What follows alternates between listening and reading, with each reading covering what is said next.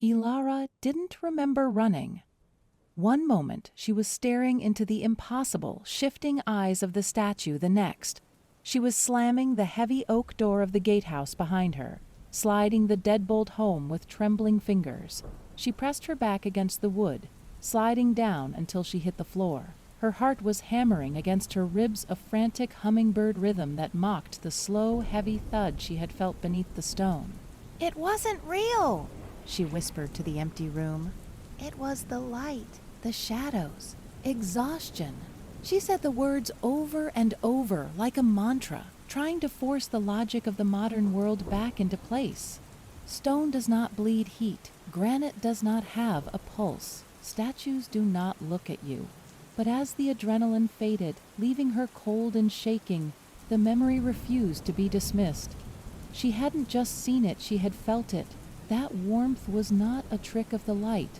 It was the heat of a living body trapped in a cold hell. Ilara didn't sleep that night. She spent the hours pacing the small, dusty living room of the gatehouse.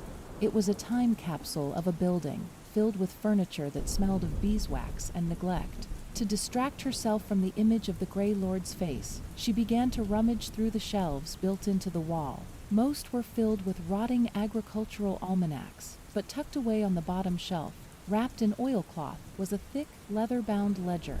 She pulled it out and blew the dust from the cover.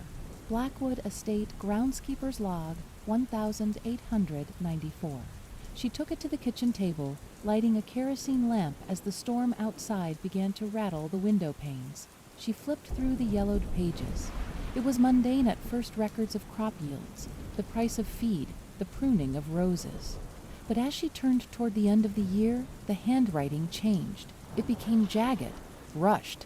October 30th, 1894. The entry read: "Preparations for the Grand Masquerade are complete.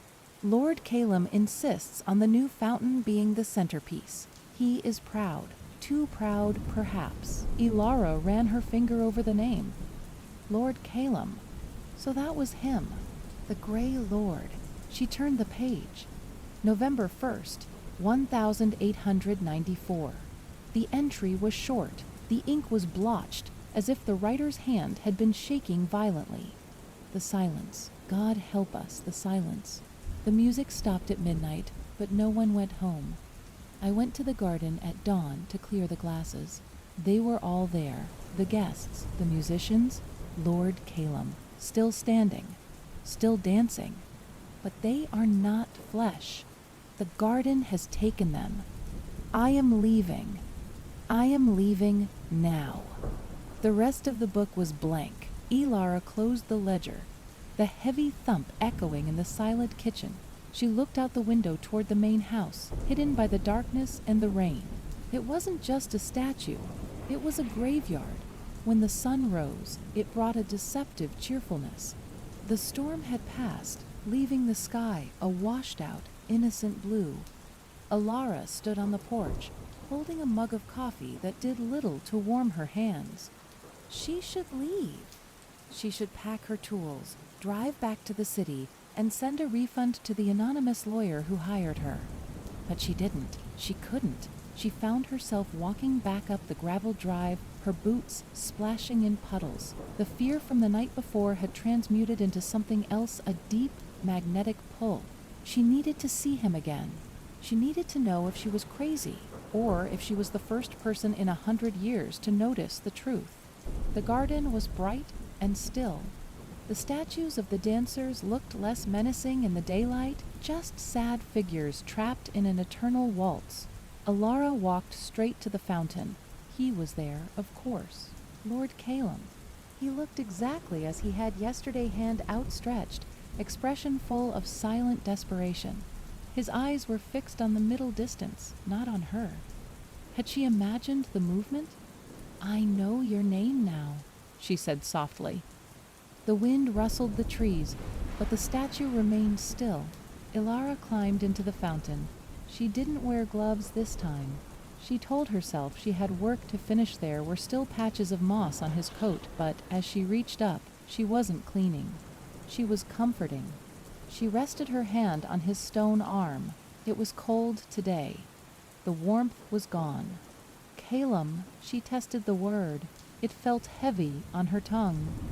The groundskeeper said you were too proud. Is that why this happened? Did you fly too close to the sun? She spent the afternoon there, sitting on the edge of the pedestal, her legs dangling. She spoke to him. At first, she felt foolish, but soon the words poured out of her. She told him about her shop in the city. She told him about how she preferred the silence of plants because they never lied to her. She told him about the emptiness of her own apartment, a different kind of silence than his, but silence nonetheless. I think we're the same, she murmured, looking up at his sharp profile. You're trapped in stone, and I'm trapped in... Well, I don't know what I'm trapped in, but I feel stuck, too, waiting for something that never happens. The sun began to set, casting that familiar golden hour glow across the gray stone. Ilara stood up to leave. She climbed up on the pedestal one last time to look him in the eye. I don't know if you can hear me, she whispered, her face inches from his.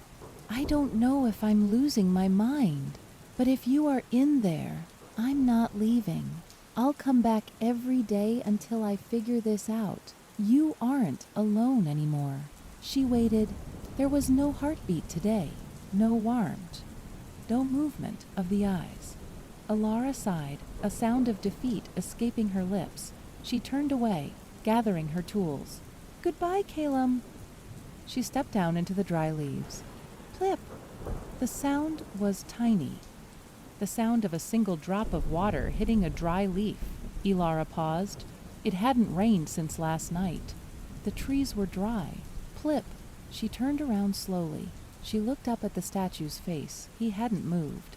His expression was still that frozen mask of agony. But there, tracking a slow, dark path through the gray dust on his cheek, was a trail of wetness. As Alara watched, breath held tight in her chest. A single crystal-clear tear pooled at the corner of his stone eye, broke free, and fell. It wasn't a trick of the rain. The Grey Lord was crying.